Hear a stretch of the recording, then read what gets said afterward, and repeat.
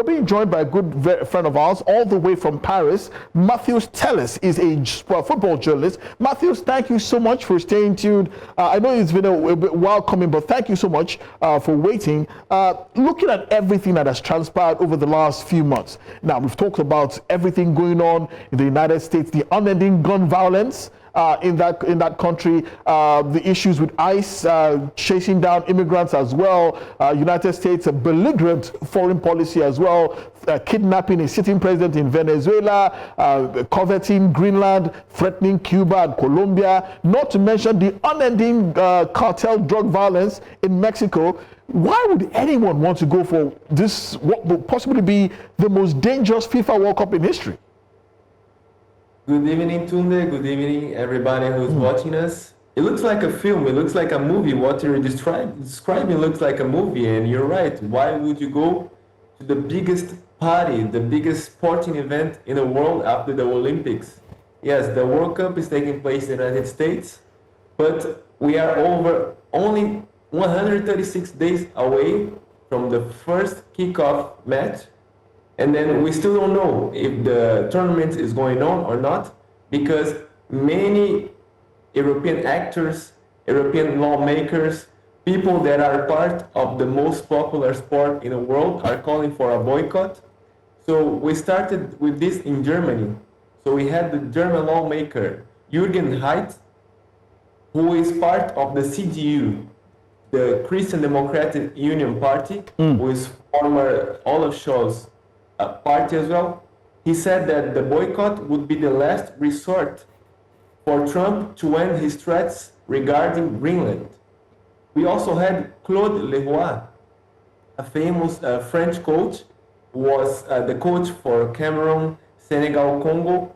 He also said that people should think about the boycott because Trump is undermining Africa, not only with his ban, with his travel ban, but also Trump has been undermining the organizations, the non-profit organizations that help many African countries. So we have people in Germany, we have people in France, we have Piers Morgan, the famous journalist in England, who also talked about the possibility of the boycott because of the tariffs that Trump said that he would impose in European countries because of the fact that they would block his desire to make Greenland become part of the United States. We have Germany, we have France, we have England, three of the favorites to win the World Cup, saying the same thing, calling for a boycott. We still don't know if other countries like Spain, Portugal, or Argentina and Brazil in South America as well will do the same. But these three countries are already putting some pressure on the United States government to change their policies and make it more open for everybody to come to the United States and watch this World Cup. Okay. Yeah, you have a question? Yeah, Matheus, I want to look at it differently.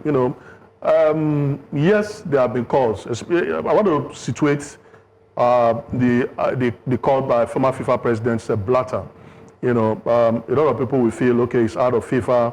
First, he said Infantino was, too close to U.S. President Donald Trump, and that's affecting football administration in FIFA. Then again, these calls followed. You mentioned Claude Leroy. Every country that has hosted the World Cup had issues. Brazil had issues. Even the last World Cup in Qatar, a lot of people from the West were saying that why should alcohol be banned in Qatar? And Infantino said, we are here to play football, play your football, go back to your country and continue drinking alcohol. I will not be unfair to U.S., considering the fact that almost every country that hosted the World Cup in the past had their issues, they had their domestic issues. Okay. This is what another German lawmaker said. This time, the St. Pauli's president, but on the other side, he said that when the World Cup was in Qatar, everybody was talking about politics. Everybody was saying that Qatar should not host the event because of their laws inside the country. And now, when it comes to the United States and everything that Trump is doing with other countries, people are silent. So this is a very ethical question as well. I agree with what you're saying, But at the same time, I think that what Trump is doing with other countries is undermining not the other nations, but also the tournament that he's hosting at his country. Because he released 10 days ago a list with 75 countries that had the visa process frozen. And 22 out of the 75 countries will play or can play the World Cup. And when it came to Qatar, Qatar didn't have this kind of list. So in this list, we have Brazil, we have Morocco, we have Cote d'Ivoire, we have Jordan, we have Haiti.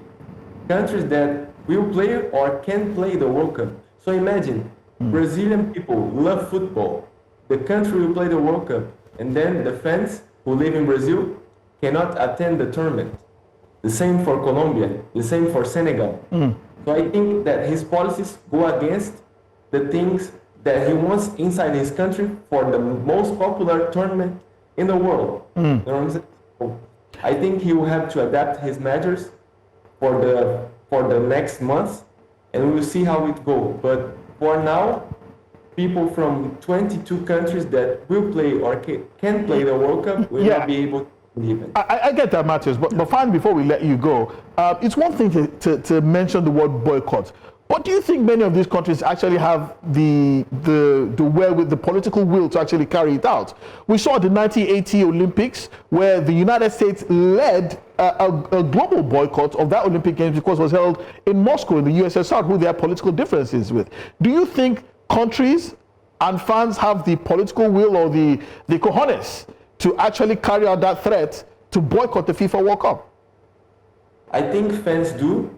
But when it comes to the politicians, I don't think they do because there is too much money involved. So I just mentioned Claude Leroy, who said that people should start thinking about the boycott. But then this week and then today, France sports minister Marina Ferrari and French Football Federation president Philippe Diallo said that politics and sports don't mix. So people should pay attention only to football and leave politics behind. So I think that other politicians from other countries will adapt to the same kind of speech, and then the tournament will go on because there's too much money involved. Infantino last week said at Davos that over 500 million tickets have been, are trying to get tickets. Over 500 million tickets have been sold for this event. So I think it's just impossible to cancel this World Cup because of the money that is involved, because of the fact that it's in the United States, because of the fact that it's Trump, the president of the United States. Okay, we've been speaking with Matheus Teles, Brazilian football journalist based in Paris, France. Thank you so much for joining us tonight and sharing your opinion with us regarding this growing calls globally about the possible boycott of the FIFA World Cup. But from what you said, it seems as if it won't happen and the show will go on. But thank you so much for joining us, Matheus. Always a pleasure to have you on the show, my friend.